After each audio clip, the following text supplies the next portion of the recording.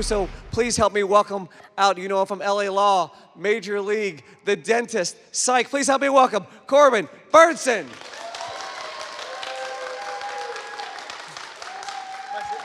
Yes. All right.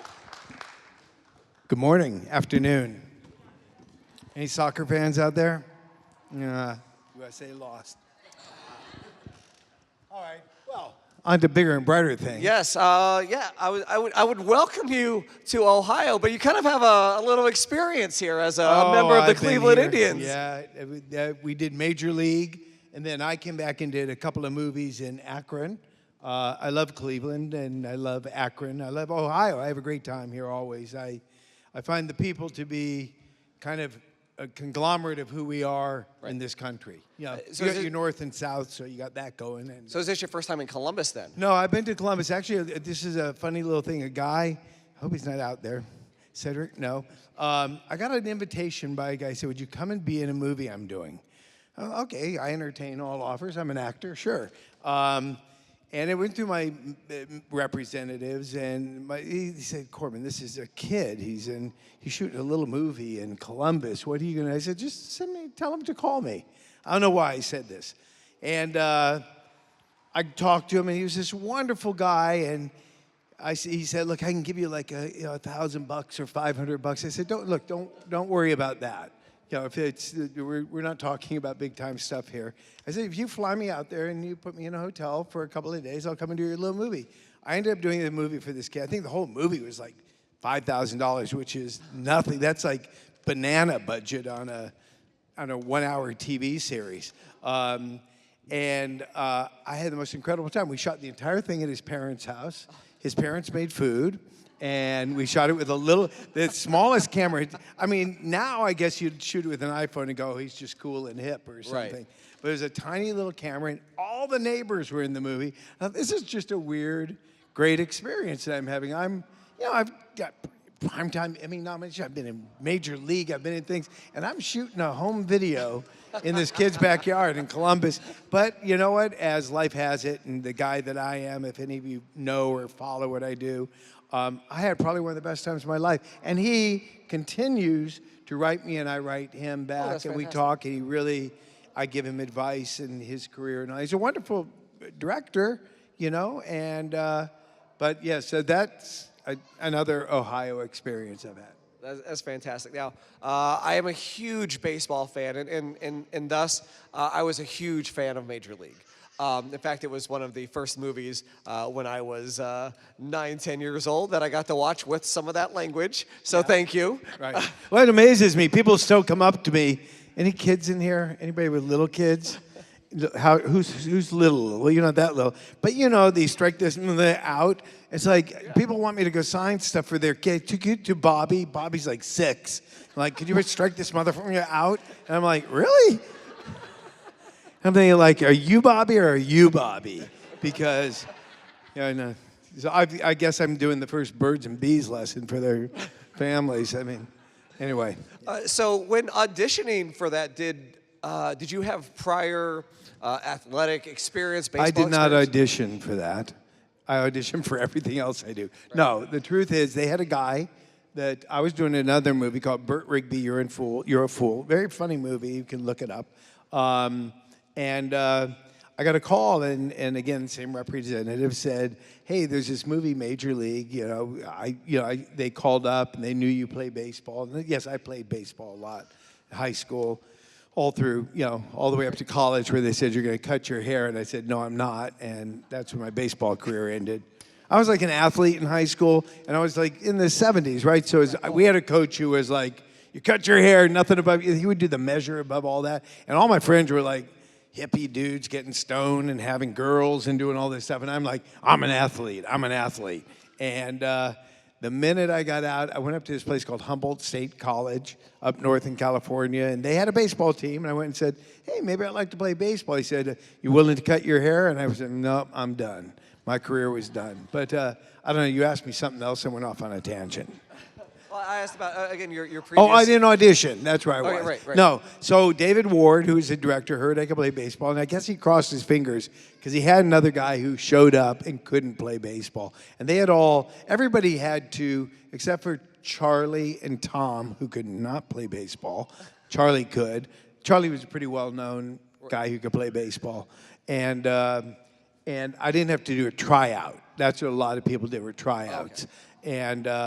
And I didn't have to do that. And I said, I promise you I can. And got out there the first day we were shooting in Arizona at the training facility. And I think the director, David Ward, went, oh, good. Because, it's one, the thing is, you can fake a lot of stuff, but you cannot fake throwing a ball. You can't do it. You can't. Either you got that throw or really sophisticated, smart, athletic people, men and women, right. They just for some reason they just don't have the mechanics of throwing a baseball, and that I think only either comes naturally or if you're a kid playing baseball and you learn how to do it. So, but I could play baseball. And I could actually hit well enough, which was really the bane of my. It really would have ended my career early. Right. I couldn't hit very well, but I hit it well enough for the movie. Did you, when you got the role, when they called you up and they said, here's this pitch for this baseball movie, were you like, this could be a big deal? Or were you like, okay, maybe it's just another job? No, I read the script. David Ward, who wrote The Sting, very big movie, got an Academy Award for The Sting. So one thing you guys should know is and I'm a big advocate of this, everything starts with the script. Everything starts with the script. And I tell all these, you'd be surprised how many young writers, my own kids, I have 4 sons, and one of them is a really good writer, and they all want to be a director. And I said, let me tell you something, nobody works without a script. You got to have a script. A script is, you can't build this building going I think we'll put a convention hall over there and we'll do food court. No, you have to draw it out. You have to know that it's going to, and not only draw it out, you have to structurally engineer. Because Lord knows there's probably levels that could fall on us here if it didn't. And I read this script, and it was a page turner. If you've ever read a book or something that's just you can't, just do one more chapter, binge watched, Breaking Bad, it's I got to do another episode. And the script was like that. And it's really a very clean script, So I knew that it would be good. And then when I was at, we were at County Stadium in Milwaukee where we shot. And we had this is before digital. They just had invented cardboard cutouts to put in seats, but we had 25,000 people show up. So it was I thought oh, this is the real thing. This is what it feels like because it's a half full stadium. Right. Incredible. I have to share a story. Again, as I said, I was a huge fan of Major League. When I was 9, 10, and of course the second one at 12. And then so in my teenage years, I was perusing the Blockbuster. I don't know if you all remember what a Blockbuster is. And I saw a movie and I was like, that's Roger Dorn. I need to watch this movie. It was a movie called The Dentist. Oh yeah, coming out on Blu-ray January 24th. First time, double set. I don't get any money from it, so that's just not a pitch for me. That's just... So that was the last time that I picked a movie based off of who was on the cover. Oh, really?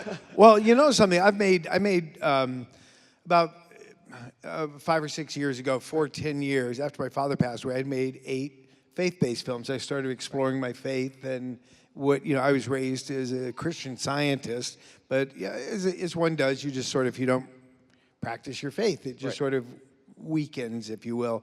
And I really found a need to explore it after my dad died. And what were we talking about? Because I have a point here again. Well, this is what happens when you're 68. Talking about the dentist and selecting. So the cover. So I've made a lot of movies.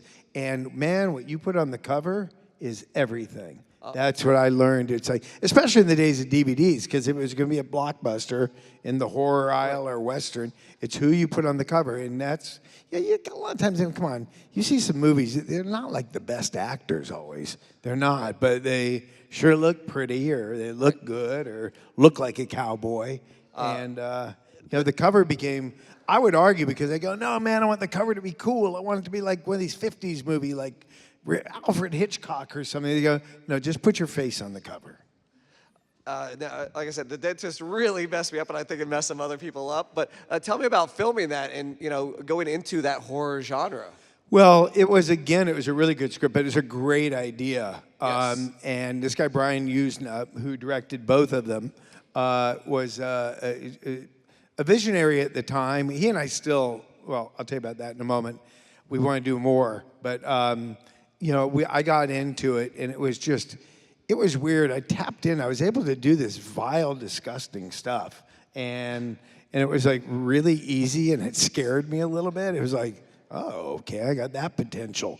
And I really went deep into it. But it was another thing about The Dentist, and going back to the script, I'll say this. And it was really important to me as an actor, because I need this as an actor. The guy, he's a dentist who wants everything to be perfect. He's crystal clean. He's wonderful with children. You look at the beginning of it. He's great. Then his wife has an affair with a pool man on his anniversary. Boom.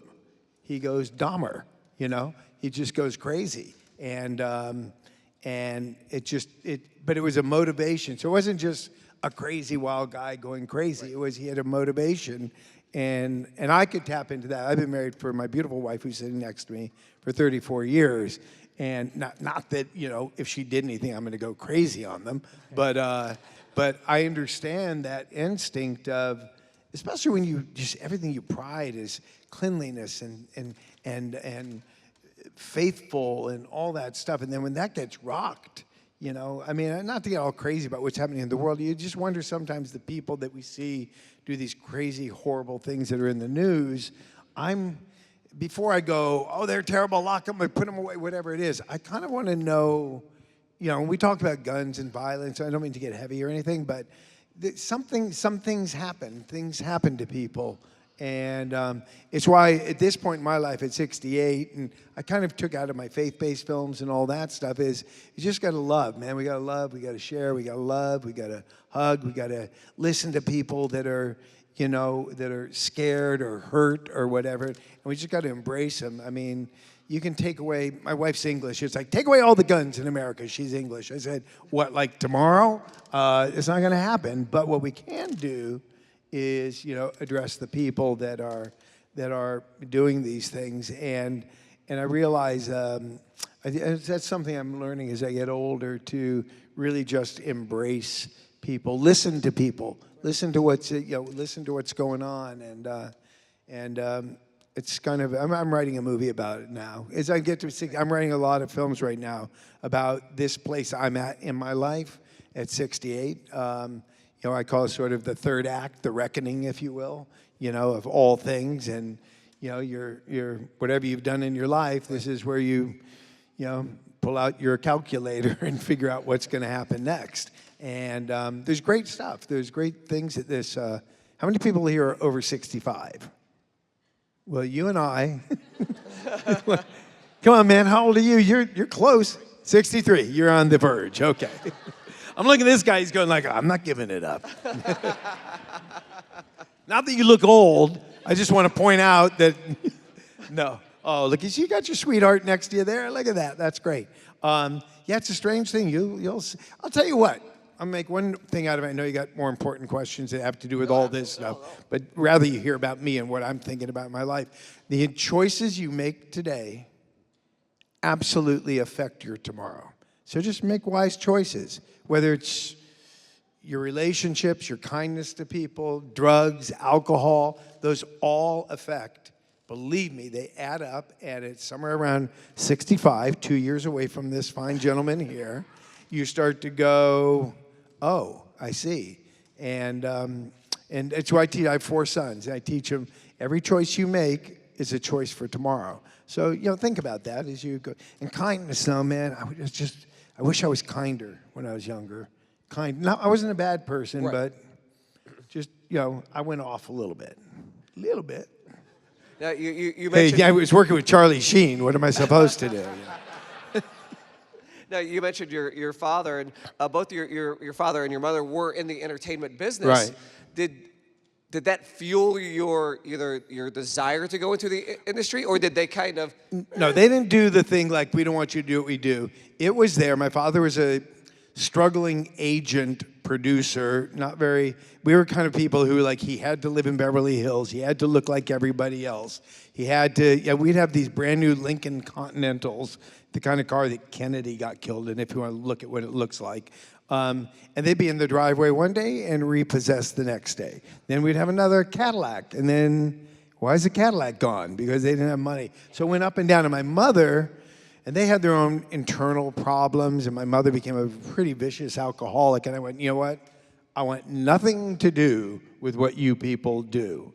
And I was going to be a lawyer. I wanted to be a lawyer for, this was weird, but now we understand it. I think I was ahead of my time. I wanted to be like a space lawyer. I figured stuff's going to be happening because I'm a kid of the space generation. So we're going to be putting rockets out there and satellites. I thought somebody's going to be making, it's like Star Trek, right? It's New Frontier. You know, it's the new, so there's no law like who owns the moon, who puts your flag in, who owns what.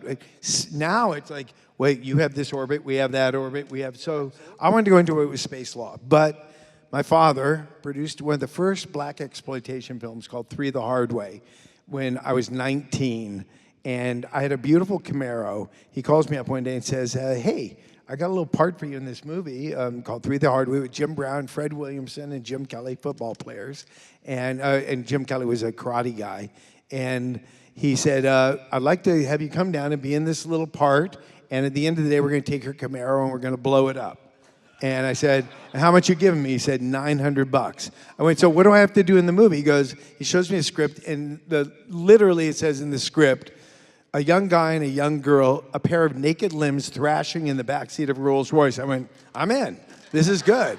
That was the beginning of, all these stories like, well, I did Macbeth. No. Pair of naked young limbs thrashing in the backseat of the Rolls Royce, see my car get blown 10 feet in the sky, and the $900 and the production van afterward.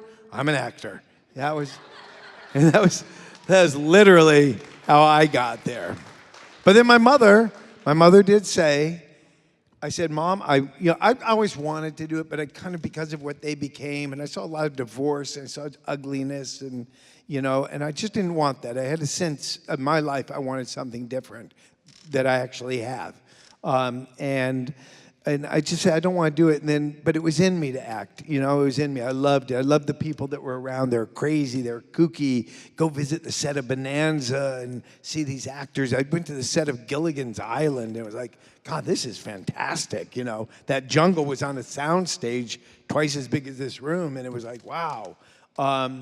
So when he gave me this part, and I did really, for those reasons, want to do it, my mother, I went to my mother and I said, I think I want to act. She was quiet for a minute. Anybody ever knew my mother from The Young and the Restless? The same person who's 68. Okay. That's very funny. You're the only one who answered over 65, and you want to know my mother. My mother was a wonderful actress on The Young and the Restless for 40 years. And she said, Corbin, you want my blessing? And I said, well, yeah, because I respect what you do. And she said, well, you can have my blessing. Look, I love you. She always used to say, I love you. I don't have to like you. She would always say these things like, I love you, but I'm not going to respect what you do unless you go and train. You can do whatever you want to do. I'll be there for you. If you fall, I'm your mother. I'll catch you. But if you want my blessing, you've got to go train. And she basically said it because, and it's very true, it is such a, I don't, did I think at 68 I'm going to be out signing autographs at a convention or winning Academy Awards and living like Tom Cruise? You don't know what your career is going to be. And the only thing, and I'll get back to why I'm actually here, the only thing is that you can keep doing it if you really love what you do. And the other thing she taught me in that is there's an audience. What you're making is for people. And part of loving what you do is knowing that you guys love it. My wife is not big into coming to these things. She was in The Flash and a couple things. And yesterday she said something really cool. And because she kind of turns it down. She goes, I'm going to take money from people. I said, somebody came up to me once and said, you don't understand. We see you on TV. That's not for me. Damn it. Now the real actor comes out. Okay, that's right. Cut. Okay, see, I can direct you like an actor. But I love it. And my wife came up and said, you know what? This makes people really happy. And I said, yeah, really happy. You know, they see you on TV, they know you, it's a part of, you're a part of their lives, it makes people happy. So my mother said, when you go train, and I went to UCLA and did theater, and when you're in a theater, it's this really, I mean, do I look like I'm having fun here? Yeah, because I enjoy this relationship with a 63-year-old guy and a 68-year-old woman back there who I can talk to. Am I pushing it too much, man? Okay. When are you gonna be 64? He doesn't know, he's already 65. Okay. But I love it. She made me love what I do by going to school. That was probably the best thing she ever did. And I trained, I got my master's degree in playwriting. And now I am writing again. That's fantastic. Yeah. And then speaking of writing, you've also done home remodeling books. Oh yeah. Have you looked into, have you put the feelers out there for maybe like an HGTV show? No, but my wife and I are lying in bed together. We're married. It's okay. And just this morning up here. And who's your guy from Columbus? Who's what's his name? What? Who? Thank you, Jack Hanna. We're watching these shows. He's in Patagonia. He's in Africa. And I'm sitting there with my wife and going like, man, we should be doing this. You know, I said, we go all over the world. So we've actually thought about, and I heard he's not well, so then we start Googling him, and God bless him, man. He's an incredible guy. But it was funny, we were here in Columbus, and it's all about the Columbus Zoo and all that. And I said, maybe we should do, because we like houses and homes. I said, you know, Anthony Bourdain traveled and threw some food in. Jack Hanna traveled and threw animals in. I don't mean threw it, but that was his hook. I said, why can't we travel and do a show about habitats where people live, housing, from huts to mansions to whatever, to old and ancient. So I said, absolutely. Just this morning, so to answer your question, we were thinking like, because we tried to do a couple flipping shows, because we're the original flippers. We've been flipping since L.A. Law. It was just to stay ahead of the game. Yeah, I'd be out of a job. We'd flip a house and make a few bucks and move on. Oh. We'd live in it. I mean, that's a little secret. We thought, everybody goes, oh, you're the original flippers. I went, no. We were just trying to make a living so I could, keep going in between jobs. And so we lived in 26 houses, my wife and 4 children and I. It'd be like, a couple of them, I'd say 26, because if you do the math, it doesn't add up to our kids being there. But we did 4 or 5, maybe 8 houses before they were born. But we would do a house, make a few bucks, and have enough to start another one and pay our bills and stay just ahead of the tax man. And that's incredible. Yeah, that's incredible. But I want to do it. We'd like to do like a house show around the world, maybe. Anybody here going to watch that? Would watch that? Yeah. Absolutely. Again, as I said, we do have a microphone right here, so if you do have questions, feel free to step up. Before we get to I like questions, by the way. So I was chatting last night with a friend who's actually out there. Getting the applause? Yeah. Yeah, okay. William Shatner? He went to space? Is that like a big thing? God, he looks great, man. God, if we can all be like that at 94? My God. He's a guest here on the floor, Zach Knudsen, and so I was chatting with him last night, and he said to ask you if you have any Shane Black stories, at least Shane Black stories. Shane Black, by the way, the director and writer of Kiss Kiss Bang Bang. Right. I only have one. Okay. It's interesting, because we did Kiss Kiss Bang Bang. I was on it. I auditioned for those stupid things like Gilmore Girls. I have to audition with 20 other actors. This was when it was a TV series. And then a guy like Shane Black calls him and goes, hey man, I want you in Kiss Kiss Bang Bang. I've had the weirdest Major League. Never had to audition. I'm auditioning for some Tyler Perry movie now for some part. They had, try this one. They called again last night. We like it, could you do it? I'm thinking Shane Black called me up and said, do you just want to be in my movie, man? Which is cool. So I do this Kiss Kiss Bang Bang with Robert Downey Jr. I've worked with Charlie and Robert Downey Jr., so I've worked with them, all the guys. Robert's an incredible, as you can see, he wouldn't be what he is today. Incredible actor and a great time doing Kiss Kiss Bang Bang. And Val Kilmer in one of his last films before he sort of got ill. And then I saw Shane at a premiere years later. And you know, as an actor, there's certain points where either you wake up in the morning and go, what am I doing? This is ridiculous. There's some old actor, I can't remember his name, but he was like, I put on makeup in the morning and play dress up? This is absurd.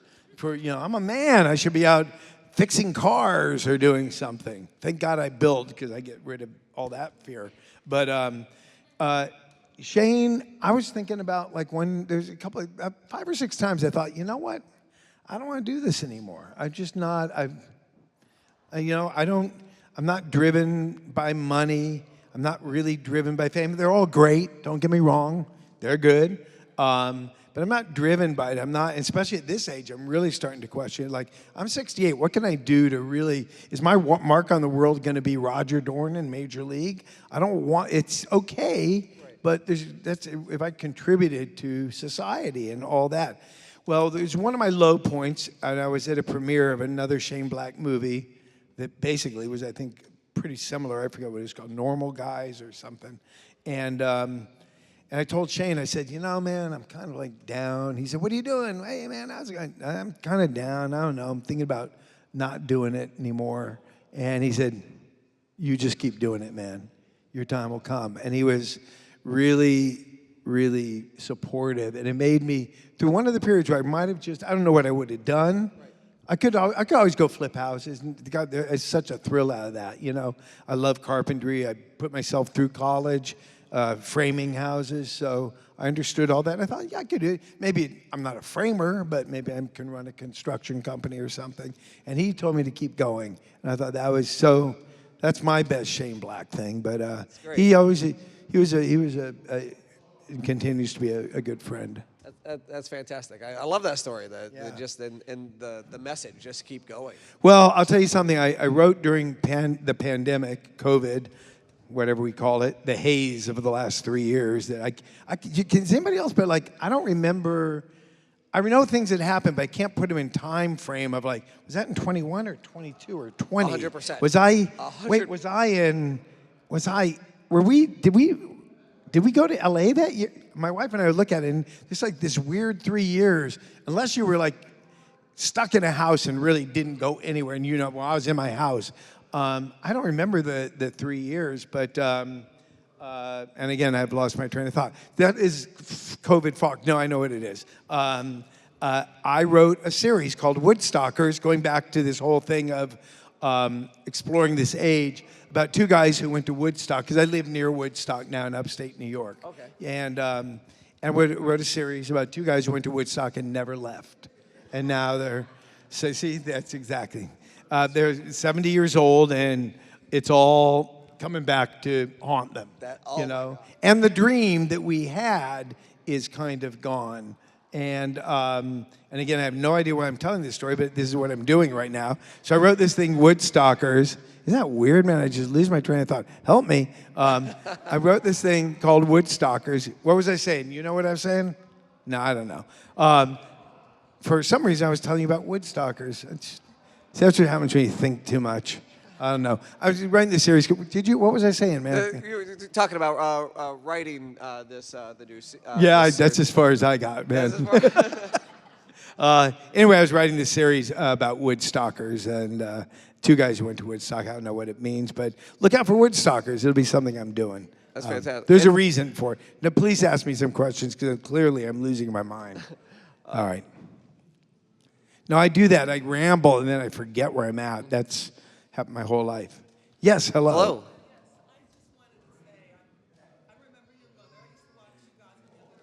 Yeah. Oh, you're almost there, too. Right. Wait, is that her microphone on so people can hear it? He's checking it now. General Hospital, you want to know about that? Yeah, General Hospital, you played Carly's father. Right. I wonder if you have any memories of working on Carly. Well, I got asked to be on in one of these low periods where we don't work. You know, I've not had this Tom Cruise just go up like that or whatever. But even like Kevin Costner, he went away for a while. Now he's back on Yellowstone. So our lives are like this, right? So I was asked to be on General Hospital because my mom was on The Young and the Restless. I thought I'd kind of honor her by getting the world that she's in. And they asked me to be on this show, General Hospital. Yeah. The biggest memory I have is, and again, I'm just fair, I'll admit it. It'll all be in a book one day that I'll write, so maybe. But I remember thinking, I'm going in there and there's a part of my ego that thinks I'm above all these people, because I've done primetime, I've done LA Law, I've done Major League. You're doing a soap opera, right? Which has always been sort of the ugly stepsister to everything else. And I went in with this sort of attitude, and Tamara Braun, who played Carly in those days, I went in one day completely unprepared. And because these people, they've got like 40 pages of dialogue. Yes. They come in, they know their stuff, man. And she pulled me aside and she goes, I don't know who you think you are, but this is our lives here, and you're screwing up. And we're like, oh. But that's one of the memories I had. The biggest memory I have of that show is it was a training ground for like what became, it was another training ground for what I became as an actor. The other thing I learned on that show is because you show up there deathly ill, you do not show up. You show up and you come and do. And I made a choice. I said, because this isn't, not because it wasn't serious, but I thought, it didn't really matter. So I said, however I feel today, if I'm angry, happy, horny, crazy, whatever it is, I'm just going to be that today and try to, as an actor, be as present as I can. Mm-hmm. And I really used it for that as well, to not you can't over-intellectualize the material. It's, I love you, you hate me, I want to shoot you. I mean, it's kind of straightforward stuff. It's not very layered with a lot of stuff. So I thought the most important thing is, I just want to be me. What am I really feeling? How can I let me? And it's really and it really has been working. I've been doing a show lately called The Resident. I don't know if anybody knows that. And I really, really plugged into it there, because I go in and it's the most I've ever felt as an actor, like right in there, what I'm feeling. But that's what I remember from. Yeah. Okay. Thank you. That was a lot, right? You're waiting for some. I had a corned beef sandwich with. They do, yeah. And Tony Geary's an old buddy, too, so we did a movie.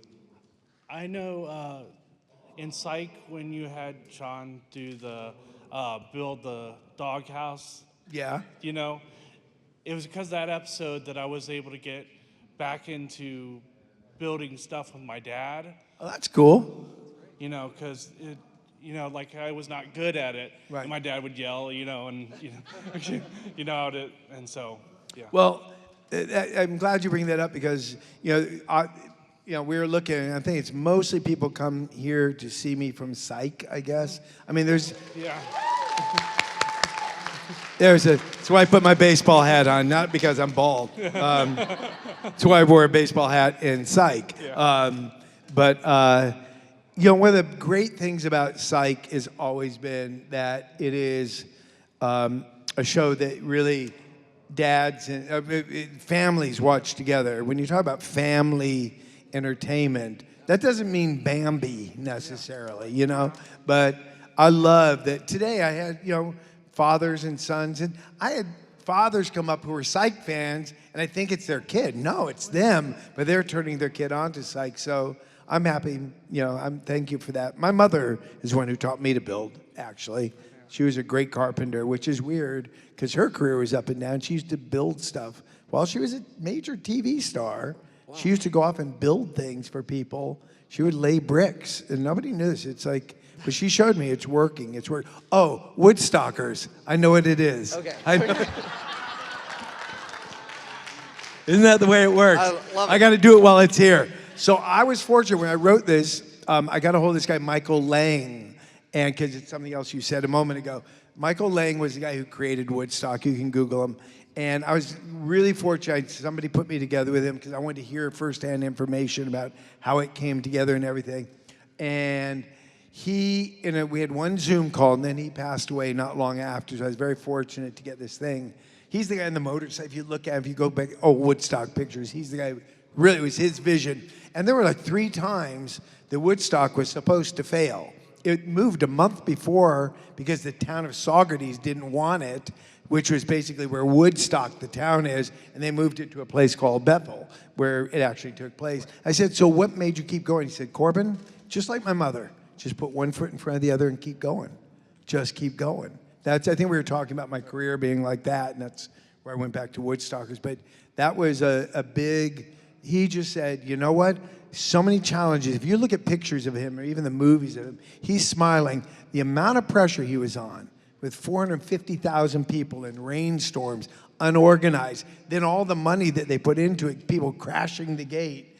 I said, well, what'd you do when everybody crashed the gate? He goes, let him in. Let him in. Right.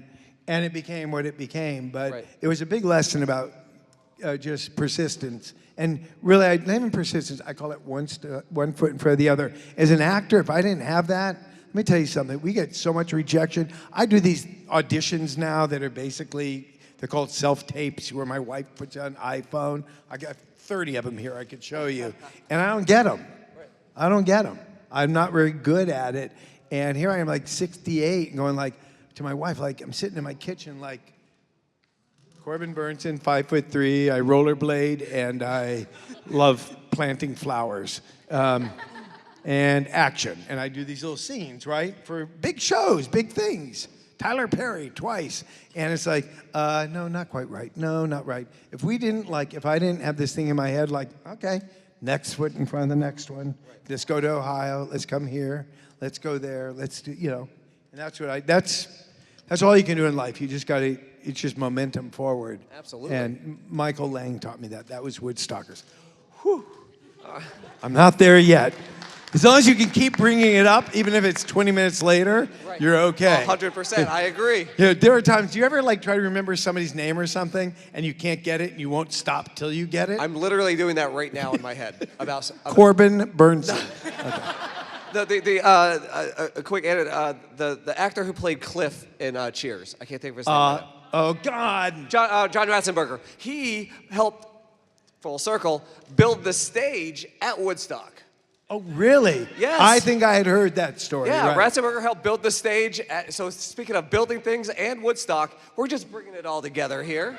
Well, I just want to I think it's time. I think it'd be pretty cool. I'm curious, you guys are all younger than the 3 of us, or 62, which is really getting near it. But you guys know about Woodstock, right? And you know all the music that came out of there, right? Everybody says, oh, you guys are too old for it. I'm saying, no, it's not about that. I have a daughter, by the way, in the show who is a hardcore conservative Republican married to like a Jared Kushner guy, right, who I can't stand, as you can imagine, is this Woodstock guy, right? And he gets involved in a scandal, of course, and she comes to live in my house with me up in Woodstock after my wife has left me after many years. But so at least she's young. But I think it would, there was a show, anybody watch a show called Kaminsky Method? I did an episode of, no, well, then maybe I shouldn't do Woodstockers. Michael Douglas and Alan Arkin, it was terrific. Or with, what's her name, Jane Fonda and, what's that one called? Graves and Frankie and Grace, But, I think there is an audience for an older show. And if we can do enough cool stuff with music and a little bit of weed smoking, I suppose, we'll get a younger audience. So really enjoyed your... Not that I advocate for any of that. Really enjoyed your work over the career, and you spoke about the COVID haze. And so my wife and I, we watched through so much TV during that time, including Psych and enjoying your work there. We also watched the series The Mole.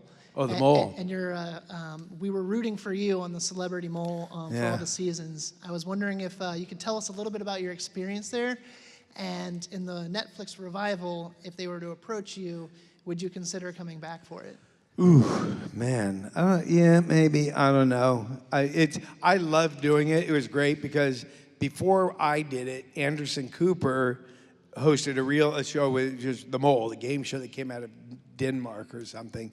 Then they did the Celebrity Mole, and I did the first year, and then I did the second one as well with Dennis Rodman, and which, by the way, here's a guy who's like 6'8", drunk as you can imagine, doing backflips into a jacuzzi. You know, it was the most amazing thing I've ever seen. I mean, like a hotel jacuzzi, not like a big jacuzzi.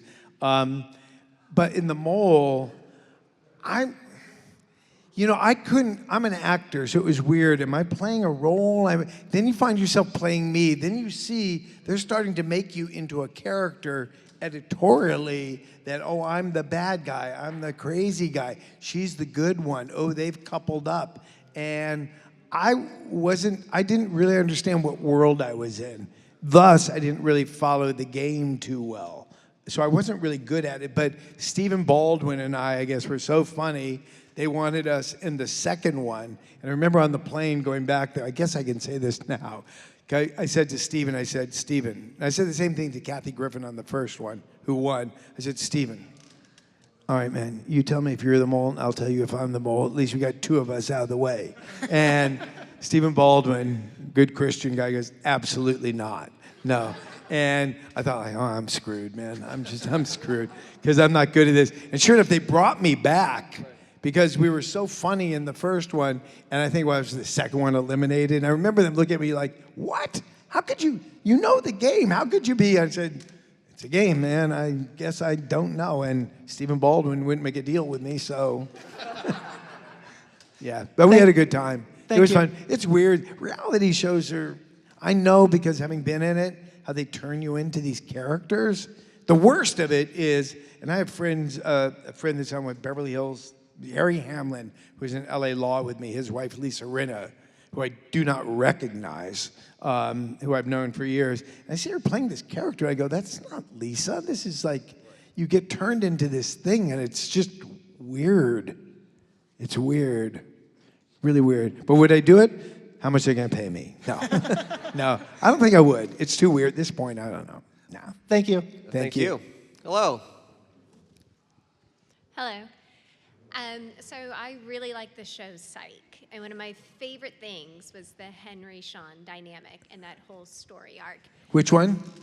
Your relationship with Sean.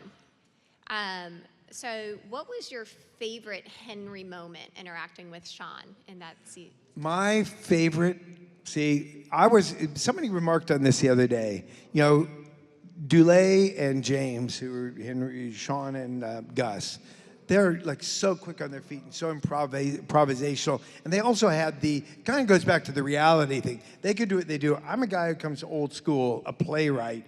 Like in plays, I don't know if you know this, you can't change a word. You can't change You can't put UH ... if it's not in the script. They want you to do the words. So I come from that age of honoring the script as is and not really riffing like they could do. So my favorite moments aren't where, it was fun to watch them go off and start calling each other all these Watermelon Jack or whatever they wanted to call each other, One-Eyed Gus, Bandit, Fairy, I don't know. I would always try to throw one in and they'd like, if the room would go quiet, it's like, oh, that's not funny, man. Or is it completely, irresponsible to say or something? Right. But my favorite moments was after I was shot, when Sean thought I was going to die.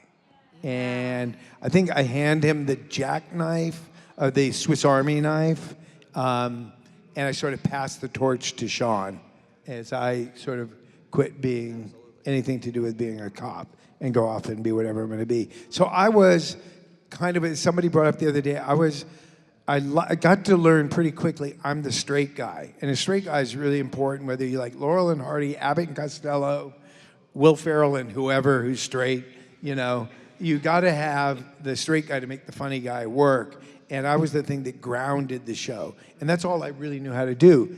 I got it because I had 4 sons. I told them in there, I have 4 sons. I get this relationship.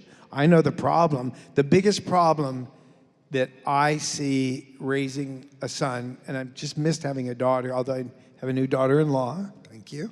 Our oldest son got married this summer, is that you kind of want your kid, you don't have to be what I am. You don't have to be a cop. You don't have to be an actor. You don't have to do all that. But you want them to have sort of the outlook that you have on life a little bit. And you realize they're not going to do it your way. They're going to do it their way. So Sean really became a cop, really. But he didn't become the cop. I was. And what I learned and knew is I've got to allow my 4 sons, I know where they want to go, but they are not going to follow my map. And so as long as they've stayed on the map a little bit and headed in a direction. One of my sons I've got to work with right now because I see him like, where do you want to go, man? Where do you want to go? You can't put one foot in front of the other if you don't know where you're going. Right. He knew he wanted to do Woodstock, so his 1 foot in front of the other. Otherwise, you put one foot in the other and walk circles. Thank you. Thank you. Yeah. All right, so we've got a few minutes left, so we want to try to get through these. Oh, we just keep going, man. I don't even know who's next. We'll just boot them out. Psych is my all-time favorite show, and I was wondering what was your favorite experience working with the show? You know, people ask that. It's so hard. I'm not one of these guys who can pick one thing. I will say that my favorite part about being a part of Psych, we remain very close. We have a little, and I'm not social media-y really good, but we have a little text chain. Oh, hi. We have a little text chain, and we always talk to each other. Where it's Christmas, birthday, blah, blah, blah, blah, blah.